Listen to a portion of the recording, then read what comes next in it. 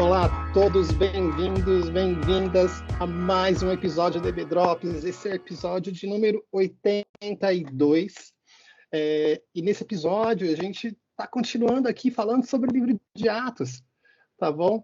E falando sobre o livro de Atos, tem comigo o Alexandre, nós temos o pastor Lu, que está com a gente agora até o final dessa jornada e vai nos abençoar com as ideias dele, com os conhecimentos dele sobre o tema, tá bom? Fala pessoal, sou o pastor Lu, maior pastor de São Bernardo, 1,90 m, mais perto de Paulo. Eu sou muito pequeno e é sobre essa pequenez que a gente vai tentar entender um pouquinho, discorrer nesse nosso bate-papo. Opa, tá bom. Só relembrando a vocês, a gente está trabalhando com esse livro aqui do Albert Mohler, a série Atos para você, tá bom? A série para você, não só o livro de Atos, tem outros livros também que você pode ler. A gente já trabalhou com o livro de Juízes, tem sido muito boa para a gente poder trabalhar em grupos pequenos, para estudos devocionais. Assim, tem muito conteúdo bom, tem conceitos bons que os autores dessa série trabalham e com uma fácil acessibilidade. Então, é aquela coisa, você tem conteúdo bom, mas numa linguagem que é acessível para todo mundo. Você não precisa ser um pastor que nem o Lu, que fez anos e anos de seminário, para poder conseguir entender esse conteúdo, entendeu? Assim, é muito legal e a gente pode dividir esse conteúdo com vocês aqui através do YouTube e através do seu agregador de podcast preferido, tá bom? Mas a gente acompanhou na semana passada a Tog e a Mari falando para a gente sobre a terceira viagem missionária e muita coisa aconteceu por ali. E a gente está finalizando a terceira viagem missionária, e Paulo está chegando em Éfeso, e quando ele chega em Éfeso, muita coisa acontece. Lu, conta mais para a gente sobre isso. Bem, lá no capítulo 19, né, quando Paulo chega em Éfeso, ele já chega encontrando 12 discípulos, 12 pessoas que possivelmente foram discípulos de João Batista, e naquela ocasião há uma troca de ideia onde Paulo pergunta se ele já recebeu do Espírito Santo, e aí há muitas discussões teológicas até no meio pentecostal ou não pentecostal, que ali alguns defendem que o batismo no Espírito Santo de fato é a experiência quando o Espírito Santo vem sobre as nossas vidas.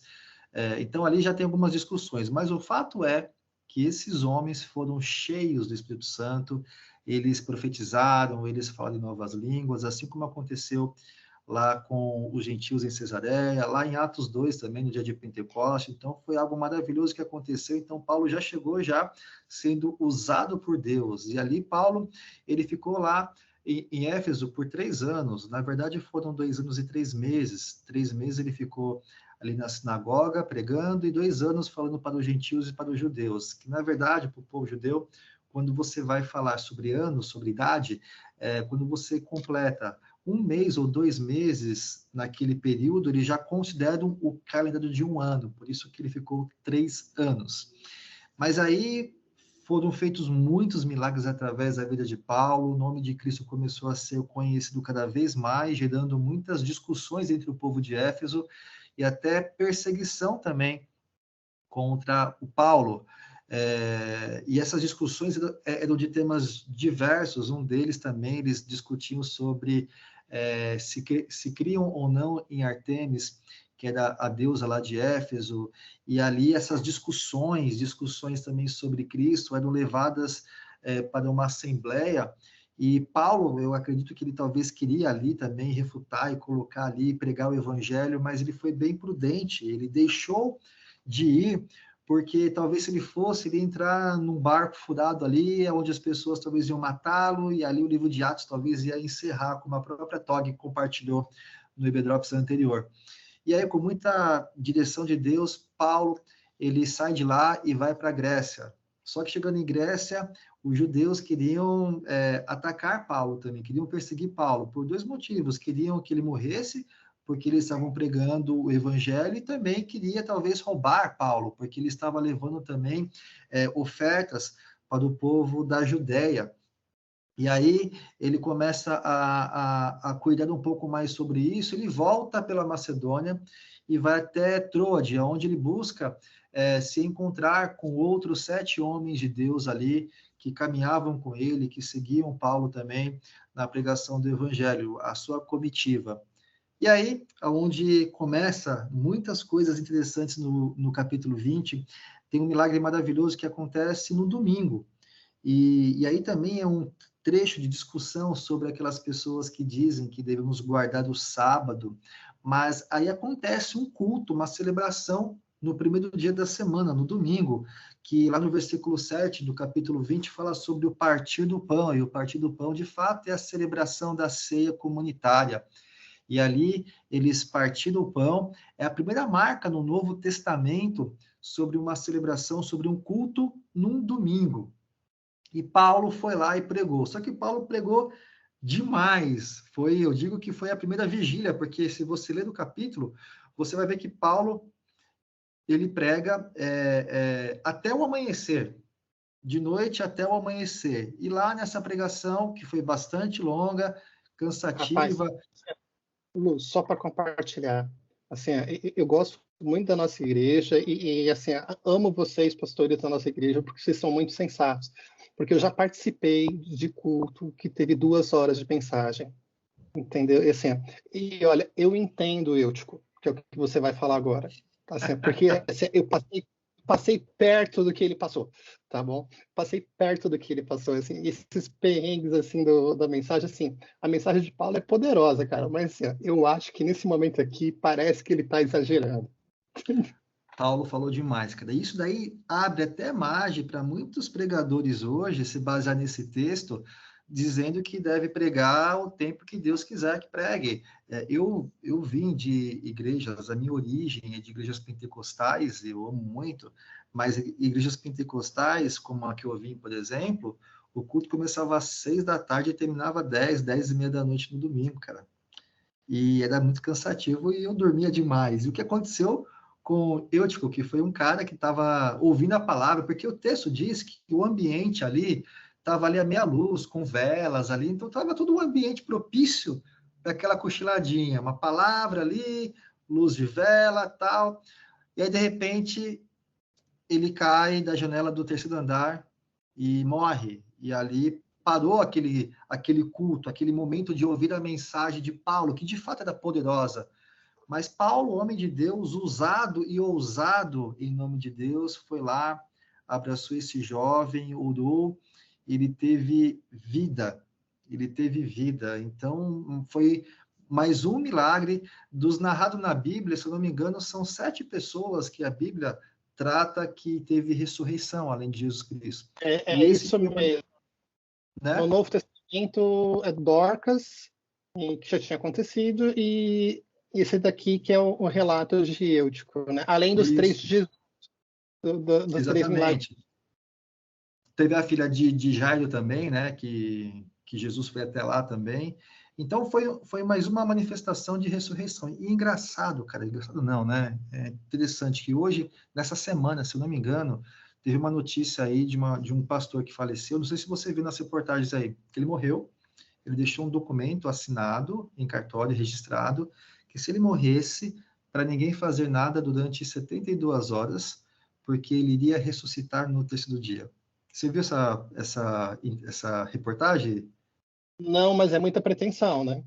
Cara, ele tá lá, passou no jornal nessa semana aqui. E ali Rapaz, no 3º dia, porque ele deixou até o horário, no 3º dia, às 23h30, eu não autorizo nenhum médico a mexer em mim, a fazer autópsia e tal, porque às 23h30 eu vou ressuscitar. Tá na porta lá do IML, né? Uma galera da igreja dele orando, né? Colocando as suas mãos ali e tal, pedindo para abrir o caixão, enfim e tal. E não acontece nada. Isso então, envergonha o evangelho, né, cara? rapaz, assim, eu tenho um amigo meu, é pastor, e o dom dele é capelania. Então, assim, o ministério dele é no Encore, no HC, e é um ambiente pesado, é tenso. A gente sabe que quem tem esse chamado é uma pessoa, assim, é extremamente ungida, mas ao mesmo tempo ela sofre com aqueles que sofrem, né? E Sim. assim, um dos momentos que a gente estava tomando café juntos, assim, eu, a Lu, a esposa dele, a gente estava batendo papo, e ele contou que ele estava chegando do Encore e ele teve que lidar com uma família que o filho morreu por insuficiência cardíaca, ele estava na fila do transplante, morreu por insuficiência cardíaca, e a família era toda pentecostal. E aí tinha umas 20 pessoas dentro do quarto, orando e clamando pela ressurreição do jovem. E assim, do ponto de vista teológico, assim, esse meu amigo pastor, ele não descrê da possibilidade que Deus Sim. pode, entendeu? Só que a gente tem aquele bom senso, né?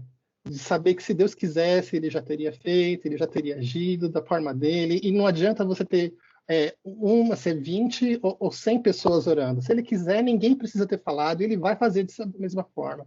Sim. E aí ele teve que ter aquela paciência de lá dentro, e uma pessoa por pessoa abordando e tirando do ambiente para permitir que o hospital tivesse os seus trabalhos retornando ao normal, porque eles acabaram interditando uma ala inteira do Sim. Encore com essa confusão.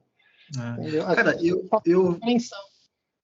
Por exemplo, se um pastor chega para mim e menciona essa mensagem como argumento para poder pregar durante muito tempo, eu falo, pastor, está combinado. Se o senhor tiver poder para ressuscitar as pessoas, como Paulo tinha, pode falar o quanto você quiser. Aquela coisa assim. Cara, e assim, eu creio também que Deus pode mover. Nesses últimos tempos, eu vi um vídeo, depois uma reportagem de um cara que ele sofreu um acidente de carro, alguma coisa assim e tal, e estavam filmando ele ali, a equipe médica ali, do resgate, e a equipe médica depois afirmou que ele ficou 3 minutos sem pulsação nenhuma, já dado como morto, e de repente ele volta glorificando a Deus de uma forma sobrenatural, cara. É lindo o vídeo, é lindo, porque aí você crê que foi realmente poder de Deus. Agora, é poder de Deus, cara. Não é uma presunção de um homem que faz um documento antes, que quer talvez se comparar com Jesus Cristo, que ao terceiro dia ele iria ressuscitar. Mas, enfim, Paulo, usado e ousado por Deus, porque eu acho também, Lê, esse pessoal que estava aí no leito do hospital ali, orando pelo seu filho, talvez eles tenham coisa que a gente também precisa ter um pouco mais, é fé. Fé no sobrenatural.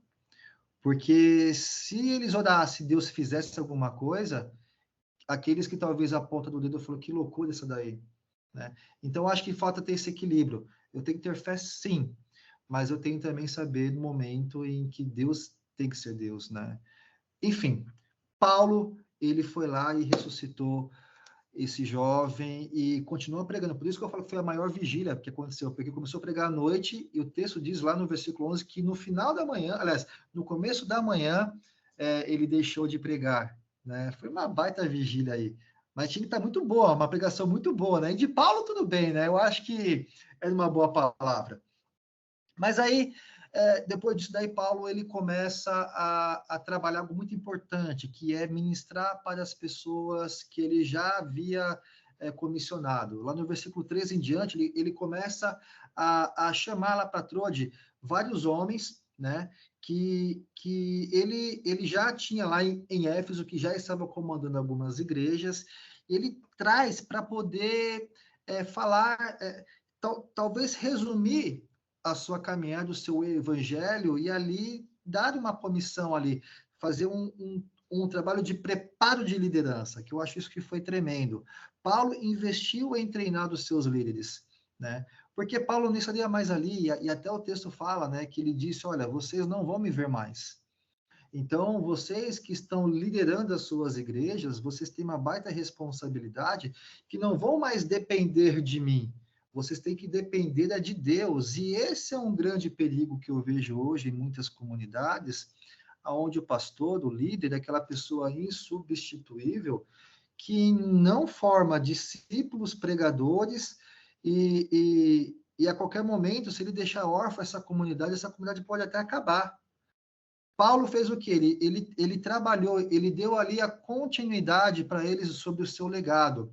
Eu acho lindo, estou com a Bíblia aqui aberta, quando ele menciona lá no versículo 24, quando ele está com esse pessoal todo ali, com essa liderança, ele estava cheio do Espírito Santo, e aí ele trata lá no versículo 24, eu não me importo, nem considero a minha vida de valor algum, para mim mesmo, se tão somente puder terminar a corrida completado o ministério que o Senhor Jesus me confiou, de testemunhar o evangelho da graça.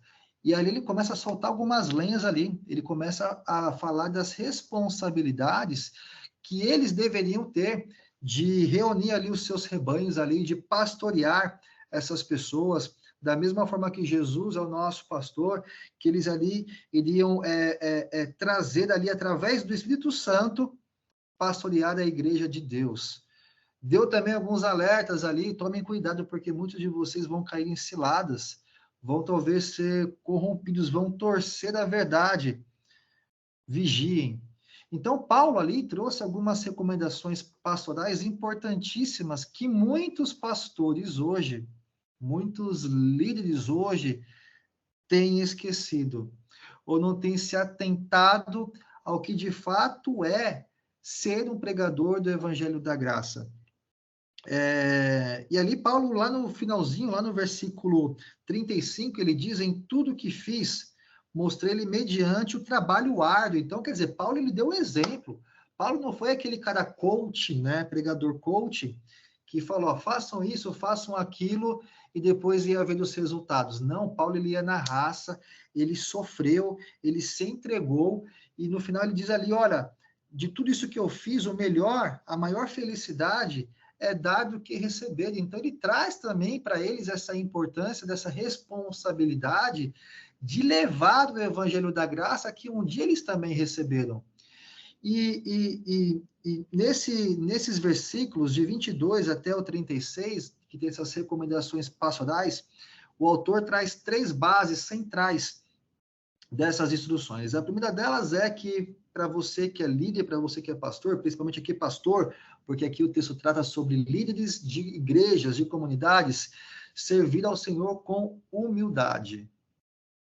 E aí vai as pancadas aqui que eu, como pastor, eu tenho que rever na minha vida isso sempre, não deixar subir para minha cabeça algumas coisas, aliás, algumas coisas, não, todas as coisas, mas o que nós vemos em muitos líderes, a falta de humildade no servir ao Senhor. Paulo é uma demonstração clara. O cara tinha tudo para ser o cara, mas ele foi humilde. E humildade não tem a ver com aquela pessoa, né, tadinho de mim, não tenho dinheiro, não tenho roupa, tal. A humildade não tem a ver com a questão financeira, tem a ver com o seu coração entregue a Deus e ser servo deste Deus. Isso que de fato é servir ao Senhor com humildade. 2, ensinar com ousadia. E se teve uma pessoa que foi ousada, foi Paulo, cara. Paulo, ele falava onde tinha que falar, ele falava publicamente o que tinha que ser falado, ele falava também de casas em casas. Então, ele ensina para os seus discípulos, para os seus pastores ali, que eles têm que ser ousados, sim, da mesma forma que Paulo foi, e o livro de Atos trata muito sobre isso, né? Como ele foi preso muitas vezes, quando ele foi ousado em falar com autoridades, ele não tinha papas na língua e nem fazia vista grossa para pecado. Ele falava, ele denunciava, e não importa onde for, ele ia e falava. Mais um ensinamento para os pastores de hoje que não saem das suas igrejas, estão confortáveis e não tem essa ousadia de pregar o quê? O evangelho do arrependimento, que é o terceiro ponto. Paulo, na sua narrativa aqui, ele descreve a importância de nós pregarmos o arrependimento, algo que nas igrejas não tem mais acontecido. O que tem acontecido é a pregação do evangelho da graça, que Deus é bom, aquilo que você quer, ele vai dar, uma pregação sem contrição, sem arrependimento. Eu vi essa semana um vídeo muito interessante, que não vai haver avivamento sem arrependimento. E na nossa vida não há avivamento do Senhor nas nossas vidas se não houver arrependimento. E nós temos que pregar o evangelho de arrependimento de pecados, arrependimento de condutas, arrependimento de caráter. Então, esses 3 pontos, servir ao Senhor com humildade, ensinar com ousadia, pregar o evangelho do arrependimento, é o senso de urgência que Paulo trouxe àqueles pastores. Para quê? Para testemunhar o evangelho do reino, como ele falou lá no versículo 24. Então, o que Paulo me ensina, nos ensina, é isso. Há um senso de urgência. Se já havia naquele tempo, imagine nos tempos de hoje, galera, onde as pessoas têm ouvido um evangelho distorcido, um falso evangelho, e muitas vezes nós estamos até meio que acostumados. Sabe aquele sofá gostoso, fofinho, que você senta, você quase que abraçado e não quer sair dele? É esse evangelho que as pessoas estão buscando, o evangelho do confortável. Mas Paulo, ele trata dessa urgência de pregar o verdadeiro evangelho. E Deus falou muito comigo, lendo esse texto, que como pastor desta igreja, nós precisamos e devemos continuar pregar o evangelho do arrependimento, porque se não for dessa forma, a essência da igreja, ela começa a ser algo solúvel, que vai passando pelos dedos, tem que ser algo consistente. Então, Deus falou muito ao meu coração, Lê, lendo essas instruções de Paulo, porque Paulo falou para os líderes daquele tempo, mas essa mensagem ela é tão atual, como nunca nos dias de hoje. E, enfim, senso de urgência para pregar o evangelho do reino. Depois disso, depois de dar essas instruções para esses homens, eles se abraçaram, ajoelhados, choraram, se despediram, porque ele já falou que ele não ia mais vê-los novamente. E aí Paulo parte para uma outra missão a caminho de Jerusalém, que começa a tratar no capítulo 21. Rapaz, assim, só fazendo um pequeno parênteses, assim, é assustador como a gente conhece igrejas, que assim, a igreja do pastor tal, a igreja do apóstolo tal, a igreja do bispo tal, quando a igreja é do Senhor Jesus. Assim, é assustador, assim, e muitas vezes os líderes caem nessas ciladas, né, e eles não percebem o que está acontecendo. Muitas vezes eles não percebem isso que está acontecendo. Assim, é interessante. E Paulo, que era Paulo, e que podia, por ser Paulo, por ser cidadão romano, por ser judeu, Sim. por ser conhecedor da lei, por tudo aquilo que ele era, ele podia se gabar. Ele não fazia isso, entendeu? E, assim, e é interessante também, uma outra questão que surge, é que, apesar dele sempre ter sido Paulo, sempre ter sido inteligente, sempre ter sido apaixonado pelo evangelho, a gente percebe que ele ganha, com o tempo, uma visão estratégica do reino. Assim, que ele é mais numa engrenagem muito maior, num plano de Deus muito maior. E aí esse mesmo Paulo que brigou com o Barnabé por causa de João Marcos, ou seja, eu não tenho paciência para treinar novas pessoas, porque isso gasta tempo, é um desperdício de tempo, sabe aquela coisa assim. É o mesmo Paulo que treina tantos outros líderes, que escreve cartas extensas, com conceitos teológicos profundos, que abençoa as igrejas no retorno das suas viagens, que passa tempo capacitando os novos líderes e que ousa comissioná-los. Assim, ele sabe que pelo fato que eles são do Senhor e não dele, e porque eles receberam a unção do Senhor, que eles têm que crescer e andar com as suas próprias pernas. Assim, depois de aproximadamente 3 anos, ele escreveu o 1 Timóteo, as recomendações pastorais, que talvez é um complemento com esse texto que está aqui. E aí mostra, mais uma vez, a preocupação dele de termos homens zelosos com o evangelho, né? Homens sérios. E infelizmente, né, Lê? A gente vive um cristianismo, eu vou dizer para o nosso país, porque é onde a gente está vivenciando muito mais, a gente observa muito mais as coisas através da rádio, da televisão, daquilo que a gente vê na internet. Infelizmente, hoje, o evangelho de Cristo, para muitas pessoas que não conhecem o verdadeiro evangelho, é o evangelho da chacota.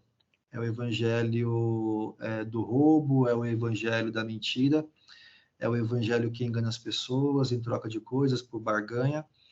Então, está muito difícil hoje em dia ser igreja que prega o evangelho de Cristo. Existem muitas igrejas cheias de pessoas vazias, e algumas igrejas vazias, talvez, porque está pregando o verdadeiro evangelho. Aí a grande questão é onde eu quero estar. Rapaz, tem um preço que tem que ser pago. Eu acho que a expressão que a gente pode usar, que assim, é graça barata, né? Que é assim que a gente fala, que Graça tem barata, negócio de graça. gente que tem que pregar essa graça barata.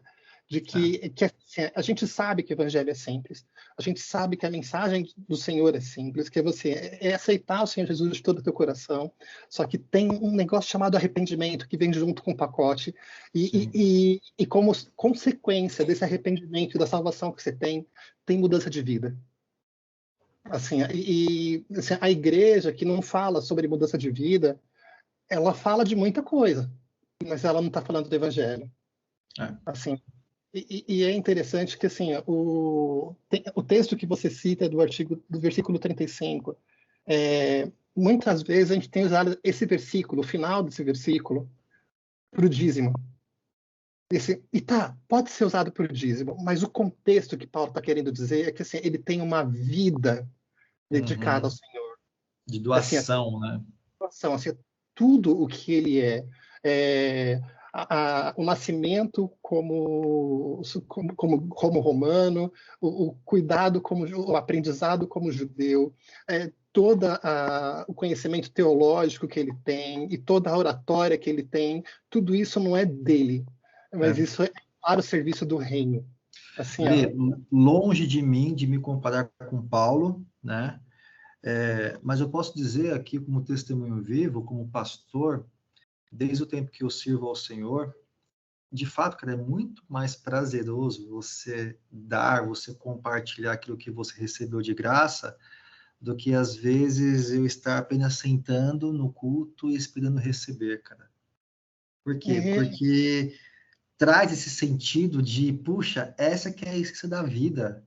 Se eu não compartilhar isso que eu estou vivendo, aquilo que eu estou sentindo, e eu guardar tão somente para mim, o evangelho egoísta é esse. Então, esse dar e receber, eu acredito que eu vivo isso um pouco no meu ministério, pelo meu prazer de servir a comunidade, de pregar, de ensinar, porque é muito melhor você oferecer as coisas do reino do que você ficar tão somente esperando, né? Eu vejo um pouco disso na minha vida, cara. Cara, isso é muito legal. E continuando a história, assim, a pergunta que surge para o povo de Éfeso é: mas por que Paulo está querendo ir embora? Assim, por que ele tem que sair? Assim, mas por que essa urgência toda? E Paulo tinha recebido do Senhor que ele tinha que voltar para Jerusalém. Existia uma necessidade dele voltar a Jerusalém. E ele sabia que não ia ser fácil a vida dele a partir de agora. Que tudo que ele tinha passado, dele correr o risco de morrer, de ser preso, apedrejado, tudo o que tinha acontecido, não era nada perto do que ele ia passar pela frente. Assim, e ele, ciente disso, ele se despede dos Éfesos e ele parte em direção a Jerusalém. E chegando em Jerusalém, ele faz estadia lá na casa de Filipe Evangelista, que é um daqueles diáconos que já tinha sido citado lá em Atos 6, tá bom? E conversando, assim, acontece uma coisa que é interessante, é que ele tinha 4 filhas que eram profetisas. E aí cabe um esclarecimento, porque o conceito de profecia, teologicamente, é quando você fala aquele que proclama a palavra do Senhor, a voz do Senhor, aquilo que o Senhor tem a dizer. E isso pode se manifestar de 2 formas diferentes. Uma forma, que é esse conceito aqui das 4 filhas evangelistas de Filipe, né, que é de você proclamar o evangelho. Quando você proclama o evangelho da verdade, o evangelho da salvação em Cristo Jesus, o evangelho do arrependimento, o evangelho da mudança de vida, você está profetizando sobre a vida de outras pessoas, está profetizando bênção sobre a vida de outras pessoas, tá bom? E ao mesmo tempo, tem uma outra forma de profecia, essa sim mais rara, mas ainda existente, que é aquela quando você profetiza a vontade de Deus sobre eventos futuros. E isso acontece quando Ágabo, logo na sequência, ainda na casa de Filipe, se aproxima de Paulo e fala: olha, você vai sofrer. E ele exemplifica isso atando as mãos e pés de Paulo. Assim, você vai ser preso. E Paulo está ciente disso, porque isso tudo é uma confirmação do que Deus já tinha falado para ele. Tá bom? E ele continua. Eu fico imaginando a reação de Paulo, né, cara? Quando o Ágabo chegou, você vai ser preso, ele faz aquela ilustração, pegando o seu cordão, amarrando suas mãos e os seus pés, e de fato você vê que o profeta verdadeiro se cumpre a profecia, daqui a pouco, acho que você vai falar o que aconteceu, mas eu fico imaginando o semblante de Paulo, né, cara? Você vai ser preso. Talvez o profeta estava falando ali, né? E Paulo só assim, ó. Eu sei, filho, eu sei. Ele não desceu do salto, se podemos dizer assim. Ele não perdeu ali a paciência, ele não ficou ansioso, eufórico. Ele estava aparentemente lendo o texto que ele estava tranquilo, porque eles sabem que ele crê e por que ele está fazendo aquilo, né, cara? Isso é demais, cara. Isso é demais. Cara, é aquela coisa, tem um propósito. E a vida dele, o propósito dele é servir. Né? Então, assim, e aquela coisa, e ele vai conforme o Espírito guia. Então, assim, tem momento que o Espírito fala, olha, não vai para lá, assim, aí ele não vai. E tem momentos que ele fala assim, que, como a gente mesmo mencionou, né, que assim, ele podia ter comprado uma briga lá em É, Éfeso, assim, e não, eu não vou entrar nessa treta. Assim, porque o Espírito vai lá e informa. E tem hora que o Espírito fala, olha, agora é hora de sofrer. Assim, e ele sabe que isso é para a glória do Senhor. é verdade. E é por isso que ele sabe, assim, tem essa clareza de propósito, né? E ter esse discernimento, assim, é um sinal de sabedoria, acho que tão profundo, assim, você saber que a tua vida no controle de Deus não tem coisa ruim. E não é que não tem coisa ruim, que você não vai sofrer, mas sim é que Deus sempre vai estar com você. E eu fico Uhum. imaginando, a solução para Paulo era ou ele seguia o caminho e continuava na presença do Senhor, cumprindo a vontade do Senhor, ou ele dava uma de Jonas, virava as costas, caminhava, caminhava em direção ao mar e pegava o primeiro barco e se afastava da presença de Deus, da vontade de Deus. Assim, e para ele isso não é negociável. Assim, ele vai em direção a Jerusalém. Chegando lá em Jerusalém, ele é recebido pela igreja e aí ele vai contando tudo que Deus está fazendo e como ele está abençoando a vida dos gentios. E você já vê uma evolução da igreja em relação àquela mesma igreja lá do Concílio de Jerusalém, alguns capítulos atrás, que a igreja recebe de forma calorosa e alegre a notícia de que os gentios estão aceitando o evangelho da graça, assim, estão aceitando o caminho, né? Que era assim que eles costumavam falar na época, né? Eles estão aceitando o caminho do Senhor e isso tem sido abençoado, tem sido motivo de grande alegria para a igreja lá em Jerusalém. Mas aí chega o pessoal da igreja de Jerusalém e fala: olha, a gente está com um probleminha aqui, porque está chegando uma notícia de que o evangelho que está pregando lá fora é contrário às leis de Moisés. E a gente que tem essa visão, que acompanhou a visão que Lucas traz para a gente, né, do Evangelho, a gente sabe que isso não é verdade. O que Paulo diz é que o Evangelho que ele traz é o cumprimento das leis de Moisés, é quando as coisas evoluem e tudo aquilo que Moisés estava falando é cumprido em Cristo e é colocado uma nova realidade, uma nova aliança e coisas novas se fazem, entendeu? E Paulo fala, assim, mas e daí, né? Eles falam, olha, a gente vai ter uma purificação de 4 irmãos que nossos aqui, que também são nazireus, tá bom? E eu nem vou entrar naquela discussão sobre judeu cristão, tá bom? Assim, gente, isso existe, é um pouco complicado, tá bom? Mas, assim, mas dá para isso acontecer, tá bom? Uhum. E aí ele fala, olha, você pode acompanhar eles no templo? Assim, ele fala sem problemas. E é interessante que Paulo, depois de tudo que ele fez, de 3 viagens missionárias extensas, depois de anos dedicado ao evangelho, ele poderia ter falado, gente, mas ainda duvidam de mim? Sério mesmo? Assim, vai, conta outra, né? Assim, eu não vou, quero descansar, me deixa dormir mais um pouco, entendeu? Não, e ele aceita isso de bom grado. E ele vai para o templo, entendeu? E aí o pessoal quando ele chega no templo, ele participa do ritual de purificação, e aí acontece os perrengues que só acontecem com Paulo, gente. Assim, É. assim, ele andava com um gentio chamado Trófimo.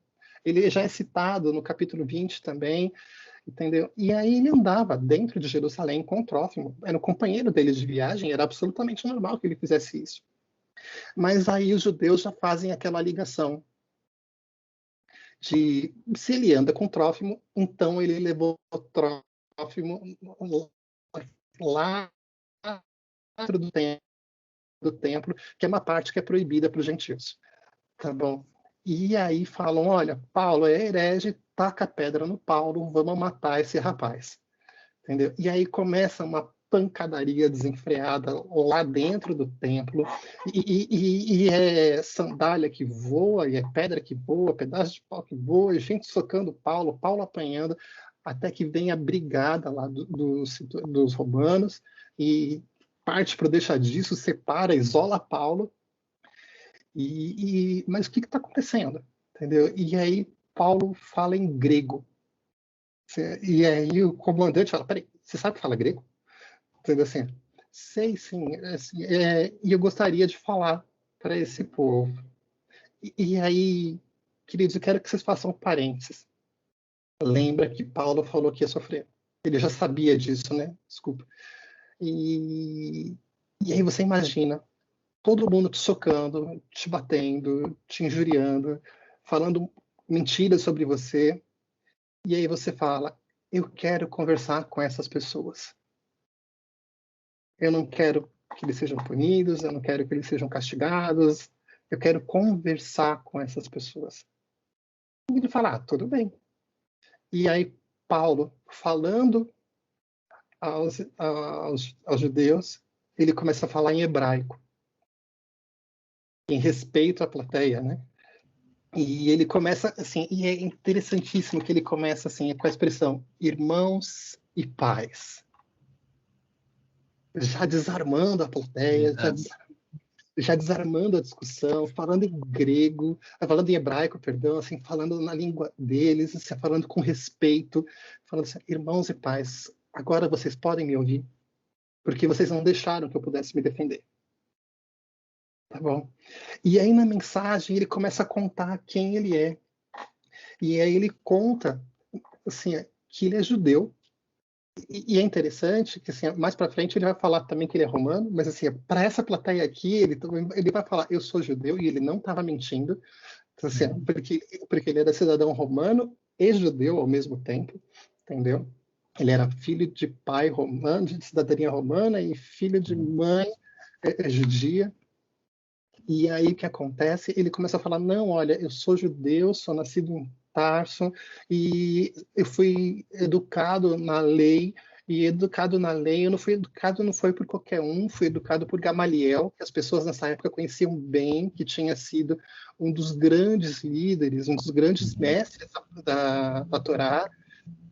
E aí, continuando, você tem ele falando e ele vai contando a história dele, e ele fala que ele se tornou fariseu, e ele se tornou fariseu, que ele perseguia as pessoas do caminho, porque ele tinha sido chamado, ele tinha sentido que essa era a vocação dele, pelo zelo da lei. E aí você imagina a plateia ouvindo, isso é tudo que a plateia queria ouvir. Olha, foi um engano. Assim, foi um engano. Esse homem aqui, ele é judeu. Se ele fala hebraico conosco, ele é seguidor de Gamaliel, ele é fariseu. Assim, tudo isso. Mas como a gente estava dizendo um pouco tempo atrás, assim, o evangelho não é evangelho se ele não for completo. Assim, e Paulo não pode mentir. E aí ele continua contando da palavra. E ele conta da conversão dele, ele conta tudo aquilo que a gente já leu lá em Atos 9, que a gente já ouviu no nosso podcast aqui, que cai do cavalo, que ele fica cego na luz e que o Senhor fala com ele, que as pessoas ao redor da comitiva dele não ouvem a voz do Senhor, e que ele é levado cego, e que Ananias vai, e aí tem um primeiro pulo do gato que Paulo dá, que ele lembra que Ananias disse para ele, que assim, o mesmo Yahvé que ele conhecia, assim, foi a mesma pessoa que falou com ele em Damasco. É o primeiro ponto que Paulo liga, assim, ele está falando, olha, aquele Deus que do Antigo Testamento também é esse mesmo Jesus aqui, tá bom? E ele já faz essa ligação, ele faz essa ponte forte, e parece que o público não percebeu, porque ninguém xingou, entendeu? E aí ele continua falando a história, ele continua dizendo o que aconteceu, que ele foi curado pelo Senhor através das mãos de Ananias, tá bom? E quando ele chega, ele coloca assim, que ele descobriu que ele ia virar testemunha do evangelho, mas que ele não podia ficar em Jerusalém, porque as pessoas não iam entender essa súbita conversão dele, que ele foi mandado para falar aos gentios. E ele chega e ele fala o seguinte: então o Senhor me disse, vá, eu enviarei para longe aos gentios. E é nessa hora A que galera a pira galera, ao contrário. a galera surta, entendeu? Assim, ele falou a coisa certa para o público errado. Ele Mas falou se assim, não fosse assim, ele não seria Paulo, né, cara? exatamente, cara. Você fazia parte do DNA dele, né, cara? Assim, da treta. Assim, Né? ele devia ser Paulo Treta de Tarso, gente, porque assim, assim, é um cara que tem isso no DNA, mas ele não se nega a falar do evangelho e ele não mente naquilo que ele fala. E assim, e sim, Deus chamou para o gentil, por quê? Porque aos olhos do Senhor, assim, e isso já começa lá quando em Pedro, lembra? Quando a gente está falando de Cornélio, e as coisas vão evoluindo através de Paulo, e aí o negócio explode. O evangelho, assim, a mensagem da salvação, ela não é dedicada somente aos judeus, mas ela também é dedicada aos gentios. E Sim. essa mensagem era forte demais para ser ouvida por aquela plateia. Principalmente, né, Lê, que aquela plateia, sendo os gentios, qualquer povo, qualquer raça, qualquer tribo que não é judeu, para eles não tem validade nenhuma. Então, assim, de fato, para eles é um absurdo ouvir Paulo dizendo que o Senhor iria enviar para que ele pudesse chegar até os gentios. Então, como se fosse uma blasfêmia mesmo contra aquilo que eles acreditavam. Então, de fato, eles piraram e queriam que Paulo fosse exterminado. O texto diz, né? Tira esse homem da face da terra. Cara, eu fico vendo o mesmo veneno desse povo é do mesmo veneno, talvez, do que estava lá, crucifica Jesus Cristo, né? Cara, exatamente, era muito igual, assim, o conceito, assim, foi mais ou menos parecido. Não vai ser tão parecido, porque vai ter uma situação pior no próximo capítulo que a gente vai falar na semana que vem, tá bom? Mas, assim, o que acontece é assustador, né, gente? Assim, você fala, Paulo não disse nada além da verdade. Ele disse o evangelho puro e simples, da forma mais simples que tinha. Entendeu? E ele contou a pura verdade do aquilo que tinha acontecido, entendeu? Assim, e olha que eu acho que ele nem pegou tão pesado como Pedro pegou lá atrás, em Atos 3, quando ele fala, olha, esse Cristo que nós acreditamos, esse Cristo que ressuscitou, é aquele mesmo que vocês crucificaram. Entendeu? Aquela coisa assim. É. Ele nem foi tão grosseiro quanto Pedro foi lá atrás. Mas assim, a verdade que ele falava era tão poderosa que assusta. E sabe, eu estava me pegando, lendo sobre isso, lendo o texto de Atos, lendo os comentários do Albert Mohler, e assim, e eu acredito que ainda hoje a palavra de Deus, quando falada da forma que ela tem que ser falada, ela causa escândalo dentro e fora da igreja. Porque assim, às vezes a gente fora da igreja, porque as pessoas não têm conhecimento do Senhor. E às vezes eles não conseguem entender o alcance do amor de Cristo. Assim, que Deus é um Deus que ama de forma tão ampla, que ama até mesmo a mim. Mas que esse amor não quer dizer que ele ama o que eu faço. E que isso exige uma mudança. Às vezes as pessoas não estão prontas para ouvir essa mensagem, não querem, elas rechaçam essa mensagem. Mas muitas vezes dentro da igreja, muitas vezes as pessoas cantam aquela música Ousado Amor, né? Que a gente fala, olha, que Deus abandona as 99 para resgatar uma, e as pessoas pensam assim, essa uma sou eu, entendeu? Sabe? E esquece que, assim, cara, assim, essa música é linda, mas assim, para mim ela é feita para gente quando é culto de evangelização, sabe? Porque Por assim, isso, exatamente assim, às vezes a igreja esquece que o amor de Deus é uma tenda, assim, não é um templo feito de pedra, né? Mas assim, mas é uma igreja muito mais ampla que isso, e que é aquela ideia de uma tenda, que ela tem que se estender, ela tem que se ampliar, ela tem que crescer, entendeu? E às vezes a gente acaba cuidando, assim, eu participei durante um tempo de uma igreja que era triste, mas assim, muitas vezes algumas pessoas se comportavam como se aquilo fosse o Clube Atlético Ipiranga, ou Hebraica, assim, o Juventus, sabe assim, tem algum clube de São Bernardo que eu não conheço muito, gente. Tem um MESC aqui, MESC. É um Tá conhecido. bom.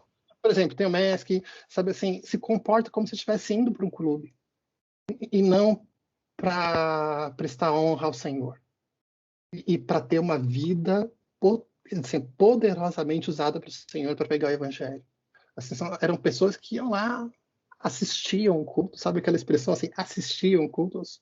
E era nesse conceito mesmo, não era nem participar, era um assistir o culto e ouviam e não internalizavam aquilo que estava dentro da palavra e tinham uma vida comum, entendeu? E assim, a gente pode ter uma vida assim, só que não é isso para que Deus nos chamou, tá, sabe? E quando Paulo chega, ele sabe disso. E ele fala, olha, essa vida não é para mim, essa vida de ser passivo, assim, eu preciso servir o Senhor, eu preciso servir o Evangelho, e eu vou servir o Evangelho de qualquer forma. E assim, se eu tiver que falar para uma multidão, porque assim, é que Deus ama, e Ele ama até quem você não queria que Ele amasse, e eu apanhar por isso, tá tudo bem. Amém. E o pior de tudo é que lembrem-se que assim, ele está falando tudo em hebraico, né? E o comandante da guarda que está lá atrás, ele não fala hebraico. Ele só fala grego e muito provavelmente assim, ele vai falar o que a gente chama de latim, né? Ele fala latim também, por obrigação, e sabe falar grego também, mas não dominava a língua da região. Porque as pessoas que se aproximavam dele tinham que falar na língua dele. Então falavam na língua comum, que era o grego, que era uma língua muito utilizada na região. E, ele não entendeu lufas do que estava acontecendo. A única coisa que ele entende é: esse homem pediu para falar, ele começou a falar numa língua que eu não entendo, o povo ficou quieto durante um tempo e, de repente, eles estão querendo matar esse cara de novo. Ele deve ter falado uma coisa tão ofensiva que vamos prender ele de novo. E leva ele para dentro e fala: olha, pode torturar. E nisso que fala pode torturar, aí Paulo pergunta: ué, você vai torturar um cidadão romano? Falando em grego de novo.